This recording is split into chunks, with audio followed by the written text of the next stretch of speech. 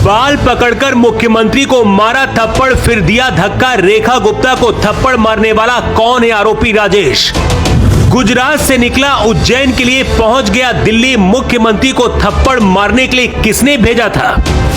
पहले से हो चुकी थी पूरी प्लानिंग, टारगेट पर थी मुख्यमंत्री। आरोपी राजेश की मां ने कर दिया सबसे बड़ा खुलासा।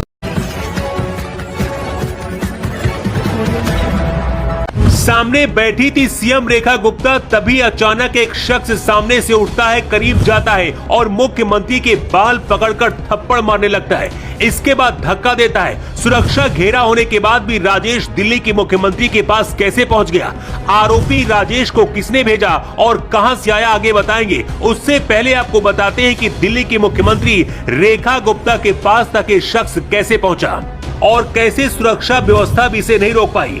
इससे पहले अरविंद केजरीवाल पर भी हमला हो चुके हैं, कभी स्याही तो कभी थप्पड़ मारा गया, लेकिन रेखा गुप्ता के साथ जो हुआ वो पहले से अलग है। रेखा गुप्ता सीएम आवास पर जन सुनवाई कर रही थी। जन सुनवाई के दौरान कौन शामिल होगा, इसकी जांच पहली हो जाती है। इस बार भी ऐसा ही हुआ। आरोपी राजेश भी अपनी शिकायत लेकर आया था। उसके हाथ में भी कुछ कागज थे, जिसकी वजह से वो शिकायत लेकर आया या फिर हमला करने आया, किसी को शक नहीं हुआ।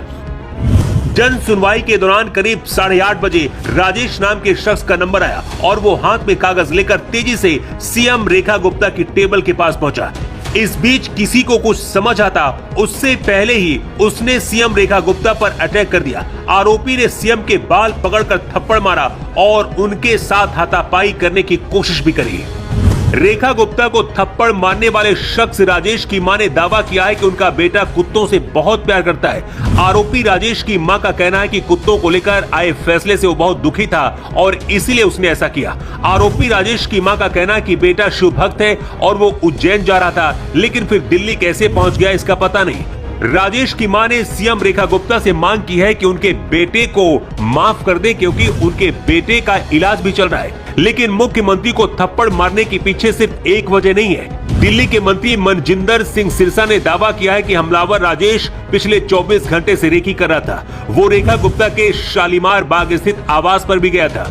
उसने वहां वीडियो भी बनाए थे, जिसका मतलब है कि वो पहले से तैयारी करके आया था।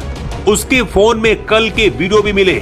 सिर्फ कुत्तों के लिए क्या कोई अपनी जिंदगी बर्बाद करने के लिए मुख्यमंत्री पर हमला कर देगा, वो भी दिल्ली की मुख्यमंत्री पर? राजेश का चेहरा तो सामने आ गया और पकड़ा भी गया, लेकिन इसे किसने भेजा वो चेहरा भी आना बाकी है।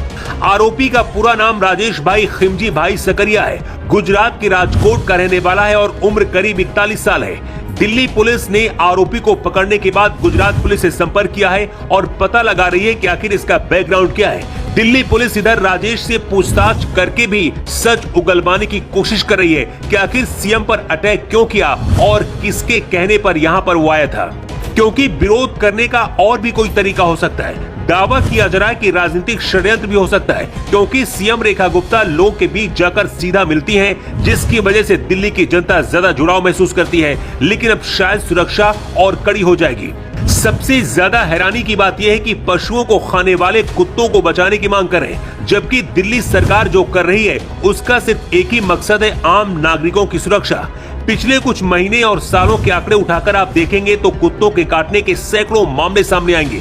बताया जा रहा है कि बाल खींचने की वजह से सीएम रेखा गुप्ता को चोट भी आई है। आरोपी राजेश की मां ने मांग की है कि उनके बेटे को माफ कर दिया जाए, लेकिन सोचिए अगर ये शख्स मुख्यमंत्री पर अटैक कर सकता है तो आम जनता के साथ ये क्या कर सकता है। इसे मानसिक रोगी भी बताया जा रहा है, जिसकी जांच हो रही है। लेकिन इस घटना पर आपकी राय क्या है, कमेंट बॉक्स पर आप लिखकर जरूर बताएं।